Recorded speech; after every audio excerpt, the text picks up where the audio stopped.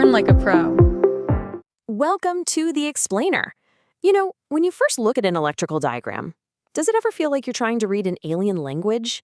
Well, today, we're going to hand you the decoder ring. We're breaking down one of the most common types out there, the series parallel DC network. Yeah, looking at a circuit diagram like this can be a lot. It's just this complex web of paths and components, and it feels like there are all these hidden rules. It's like a puzzle, but you have no idea where the corner pieces even are. But here's the thing. What if I told you that the secret to solving this entire network, it all starts with just a single choice? So to get this, we're going to start small. I mean, really small. We're zooming all the way down to the micro level, right to a single fork in the road. This is a point where the flow of electricity, the current, literally has to make a choice. I want you to think of it just like traffic on a highway.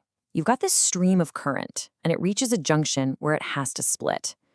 And what happens in traffic? Well, most cars are going to take the path of least resistance, right? The wider, clearer lane. It's the exact same idea here. More of that current flows down the path with less resistance. Okay, so this choice isn't random at all. It's actually governed by a set of fundamental, totally unshakable laws. These are the laws of the circuit universe, and they apply everywhere. All right, this table right here, this is our master dashboard. It lays out the rules of the road. And look, there's a really key difference to see. In a series circuit, everything is chained together, one after another, so the resistances just add up, making it harder and harder for current to get through. But in a parallel circuit, you're opening up more lanes. And more lanes means it's actually easier for the current to flow, which lowers the total resistance. Getting this difference, that is absolutely crucial. Okay, you're ready for the secret weapon? We're about to unveil a really powerful strategy that lets us take even the most tangled up, complicated-looking circuits and simplify them into something we can actually solve. It's called the topology collapse, and the big idea here is pretty straightforward. You find those parallel branches, those forks in the road, and you mathematically collapse them down into one single sort of imaginary component. We call it an equivalent resistor. The whole point is to make the problem simpler, one piece at a time. So let's put this into practice. Here's our mission. We need to analyze this circuit blueprint. We've got a power source providing 1.4 volts of what's called EMF. That's basically the total energy available. And we have 3 resistors to deal with, P, Q, and R. First step of the topology collapse, we find the parallel part of the circuit, and we isolate it. In our case, that's this block right here, containing the 2 6-ohm resistors, Q and R. Okay, now we go back to our rulebook and grab the formula for parallel resistance. It looks a little weird, but it's simple. You take the reciprocal of each resistor. So 1/6 plus 1/6. That adds up to 2/6. Now, here's the key part. That answer is for 1 over the total resistance. So we have to flip it back over. 6 divided by 2, that gives us our equivalent resistance. It's 3 ohms. Simple as that.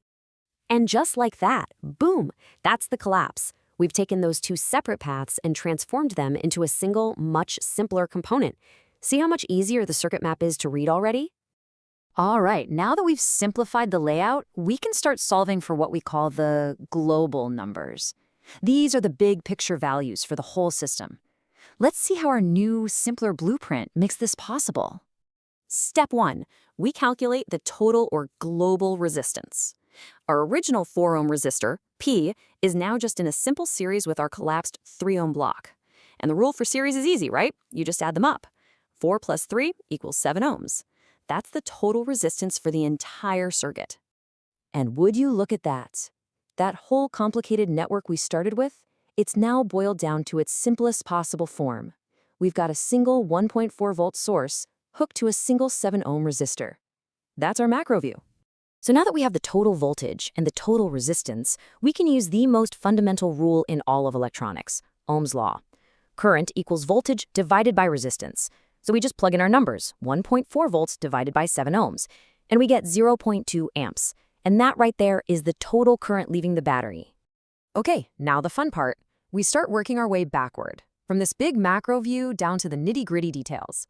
That 0.2 amp current flows out of the battery and immediately hits its first, let's call it a toll booth, resistor P.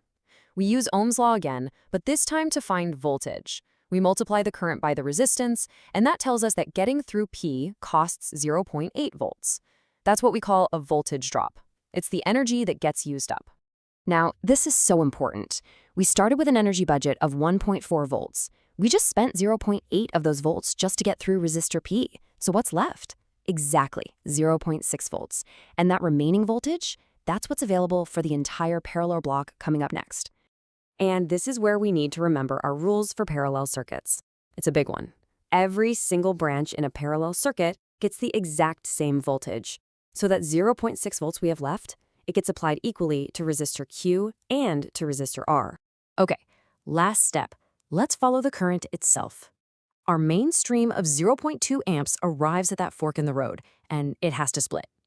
Now, since both paths, through Q and through R, have the exact same 6 ohms of resistance, the current doesn't prefer one over the other. It's perfectly fair. It splits right down the middle. So what does that mean?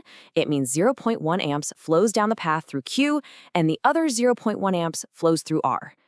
And there you have it. Mission complete. And just like that, we've done it. By using that topology collapse strategy, simplify first, solve for the big picture, then work your way back to the details, we've cracked the entire puzzle. So here it is, the final, fully decoded blueprint. It's not a mystery anymore. It's a complete, logical map. You can follow the blue lines for current. See that main 0.2 amps splitting into 2 perfect 0.1 amp halves? You can see the red for voltage, the 0.8 volt drop across P, which leaves that 0.6 volts for both Q and R. And of course, it's all dictated by the orange values for resistance. Everything is accounted for. So we've basically learned to speak the language of a circuit. But the real takeaway here isn't just about electronics, it's the strategy we used, that topology collapse. The idea of taking a messy, complex problem, finding a way to simplify it into one single piece, solving for that piece, and then working your way back. So the question is, where else can you apply that kind of thinking? What other complex system out there is just waiting for you to find a way to collapse its complexity?